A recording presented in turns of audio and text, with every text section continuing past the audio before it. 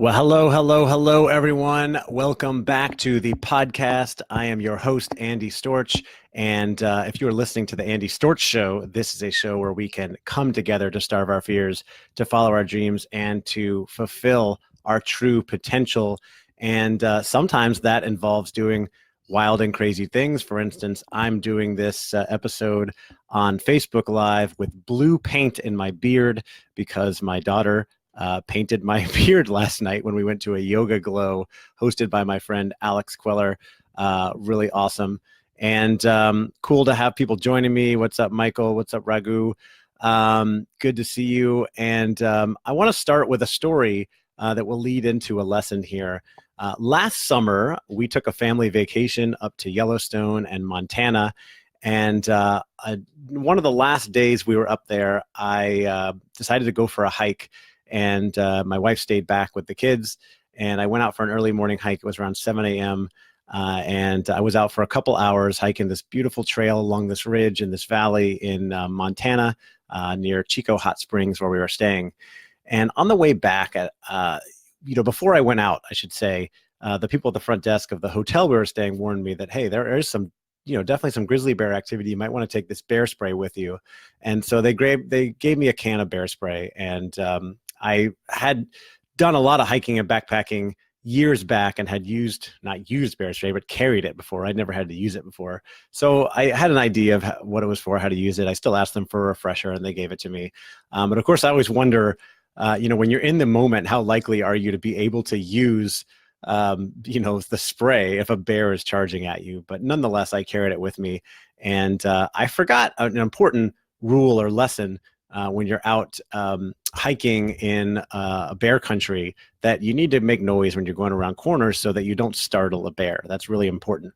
And I forgot about that. So I was out hiking quietly for a couple hours. I went about an hour out, and then I turned around and I came back, and I was nearly back to where the lodge was in the mountains there.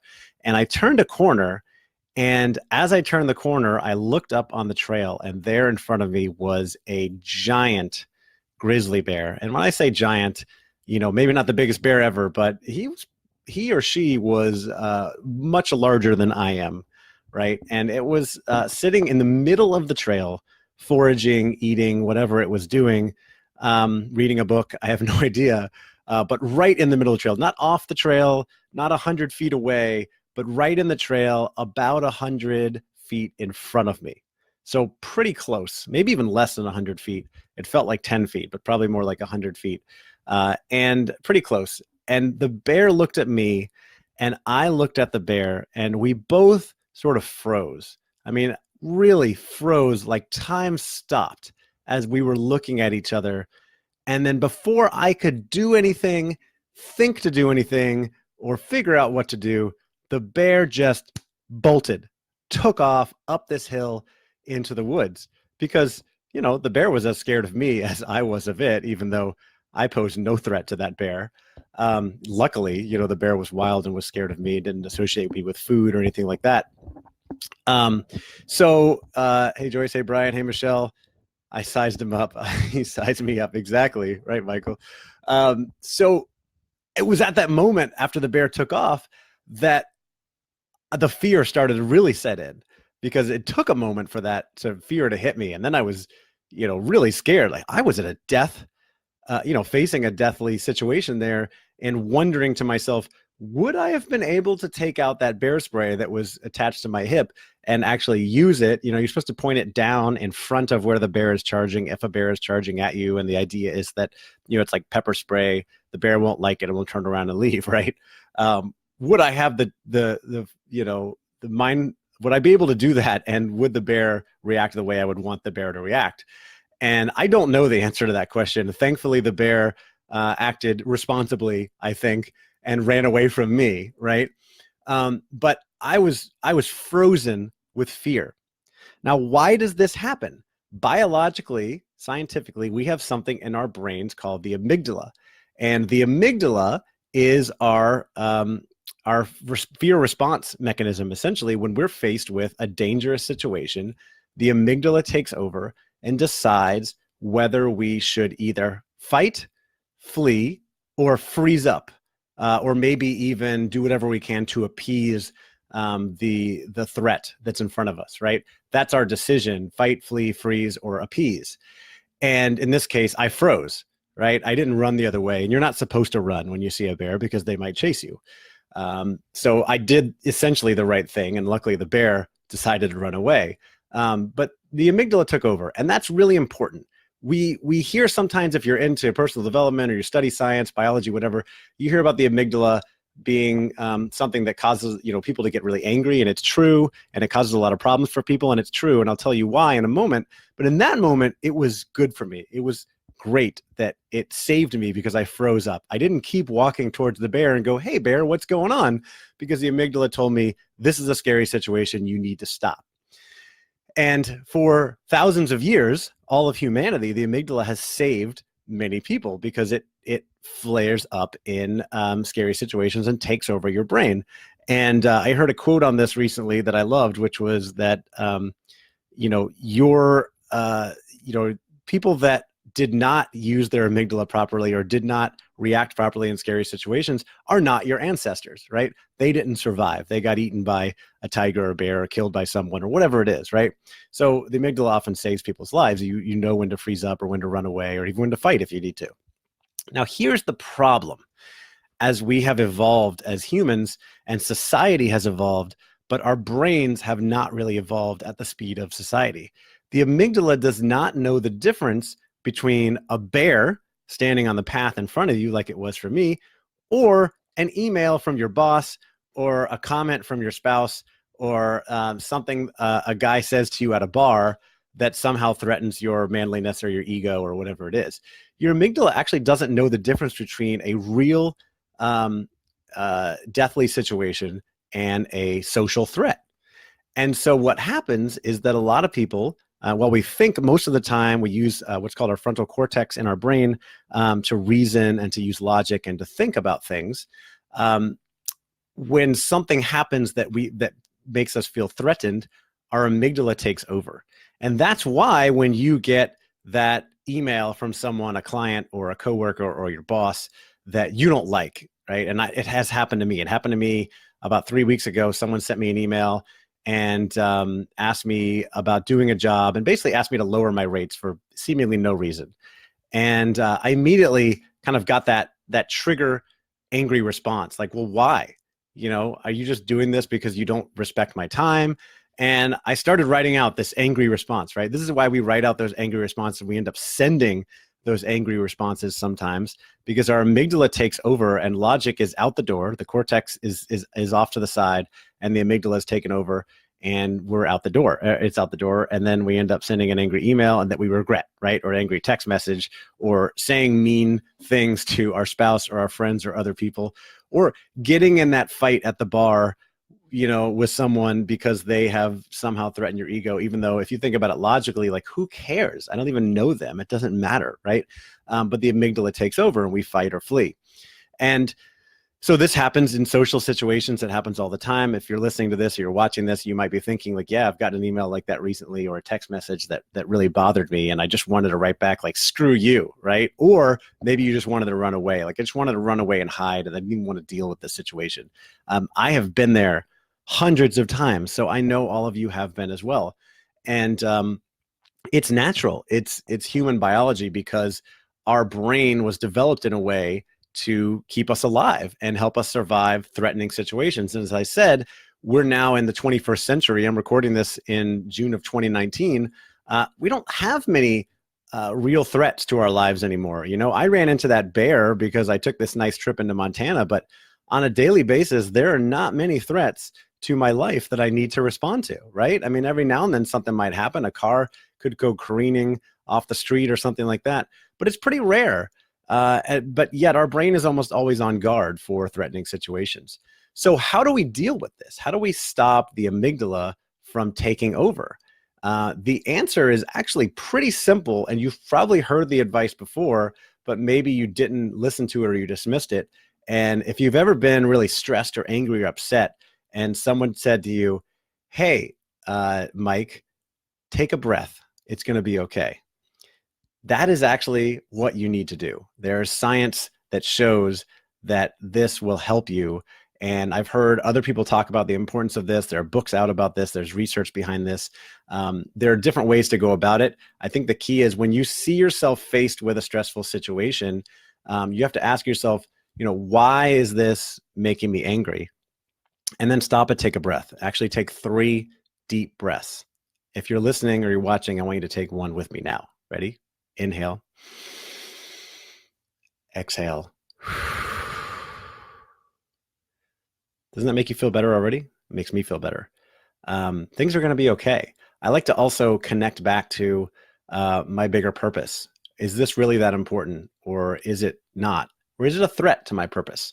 So there's also science connected to this on why people get so angry in certain social situations. And the reason is not that people are resistant to change or new ideas or communicating with people or hearing what other people have to say.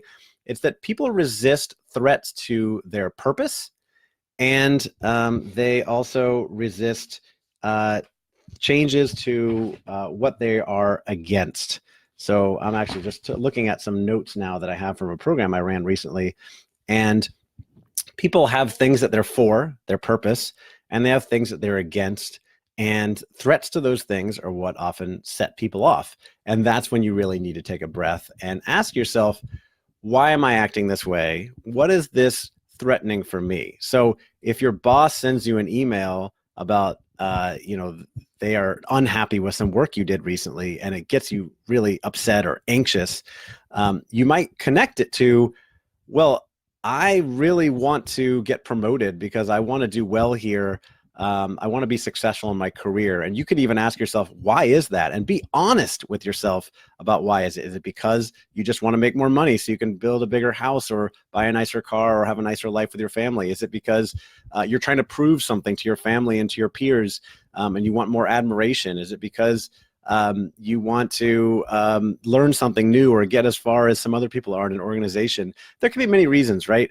And there's also the against that you're avoiding. So if you feel like you're being criticized at work, well, what does that mean? What can that lead to? Well, if I'm being criticized at work, someone's giving me negative feedback and telling me I'm not doing a very good job, this could eventually lead to them saying, he is not very good at his job or she is not very good at her job, and we might need to let them go. And if you get let go, that's a threat to your well-being because you've probably got a mortgage and a car payment and a family. Like me, I don't have a car payment, but I do have a mortgage and a family and a lot of bills. And I'm running my own business now, but I have clients, and if my client says, I'm letting you go, or in my when I used to have a job, they said, we're letting you go. That's a major threat to my well-being and what I'm trying to do because I'm no longer able to pay the bills. We might be out on the street. I don't know what we're going to happen, right? Most likely I'd be able to get another job. But it's the threat of what we're against. What we're against is having a terrible life or living on the street or living poorly. We want to be able to have a great life. Nice. Mick says, nice work, Papa Smurf. Thank you. Referring to the blue in my beard. My daughter used some blue paint to color my beard and my face at a Yoga Glow last night and decided to keep it in today.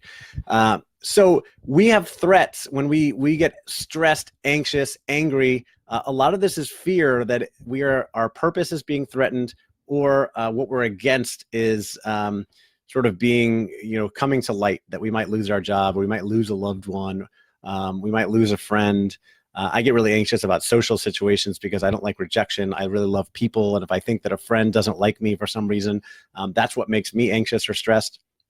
But I can tell you, and I get this comment and compliment from friends, that this does not happen to me as much as it used to, or it does, or it happens to other people. I don't get that stressed about things. I don't get upset when bad things happen, when I lose a client, or more likely, I lose things all the time. I've left iPads on planes. I had lost my keys recently and had to get a new key made to my van. That's a whole other story that cost me a bunch of money because they're not very detail oriented. And these things happen. And I know a lot of people would get really stressed, anxious, angry, and I don't as much anymore. Now, why is that? I believe strongly it is because of my practice of daily meditation, because I meditate every single day. In fact, today is 800 days in a row using the Daily Calm app. I'm a big fan of Calm, but there are plenty of other apps out there you can use to meditate. And I'm a big fan of meditation. And I personally think it's done a lot for me, but you don't have to take my word for it. There's science behind this as well. Plenty of science and research that will show that people who meditate regularly gain more patience, more calm, and it actually can reduce the size of your amygdala, that thing in your brain that goes off anytime you are faced with a threatening situation, especially in a social situation. The meditation can help reduce the size of that, and therefore reduce the likelihood that you're going to freak out because you got that email from your boss, or because something happened, someone cut in line in front of you at the grocery store, or in a parking lot, took your parking space. Like, who cares? Meditation increases your mindfulness and your patience and your ability to look at that situation that really sets people off. And I mean, I forget how much it can. It's so funny. A couple weeks ago, I was up in Pennsylvania for a conference, and I was driving with my friend Ken, and I merged in front of this truck, with a safe amount of space and my blinker on. And I looked back, and the guy was flipping me the bird. I mean, he was legitimately angry that I had merged in front of him, somehow taken his space.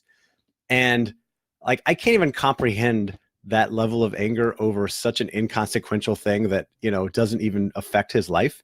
But a lot of people choose to get angry about all kinds of different things, and they blame other people, right? They think that it's other people that are doing those things to you, but it's not. They're doing it. It's in themselves. They're letting themselves get angry. And if you get angry about things that people around you do, I want you to realize that it is not them that make you feel that way. It is you that make you feel that way. Only you can control your thoughts and feelings. And I'm not saying it's easy to control those things. I'm not saying I don't get upset or anxious or angry about stuff, because I absolutely do, or stressed or whatever. But it happens less often to me than I think to most people. And it's because of my daily practice of meditation and how that has improved my mindfulness and ability to look at things and take a breath and connect back to what's most important to me, and realize that, yeah, I lost my keys. It cost me a couple $100, or yeah, this person cut me off and it might take me an extra 2 minutes to find a parking spot, but it doesn't really matter, because I still have my family, I have my health.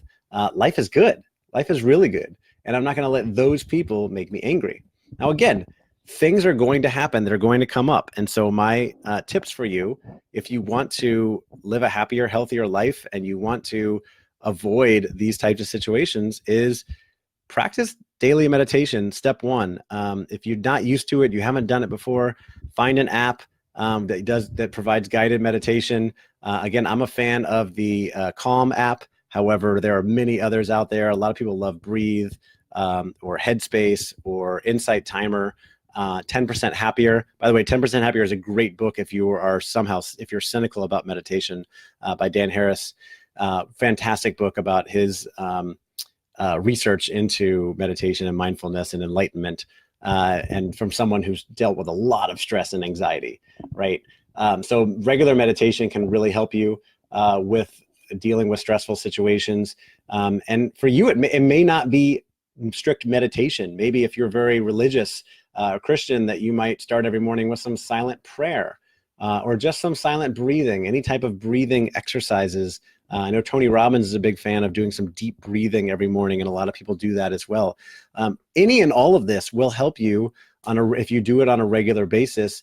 I treat it like going to the gym. For me, it's exercise for my mind. I think it makes my brain stronger and more resilient and able to handle different situations easier. And I think if you see it that way, you're able to prioritize it more, and it's going to help you through stressful situations. And then the second thing is, for in the moment, remember that when you get that email, when you're upset, when you're angry about something that someone did, stop before you reply to them, before you send that email, before you send that text, before you make a decision or do something else. Stop and take 3 deep breaths.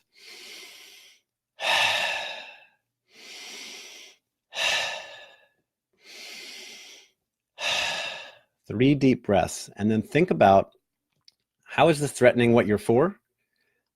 What is this doing? What is this bringing to light about what you're against?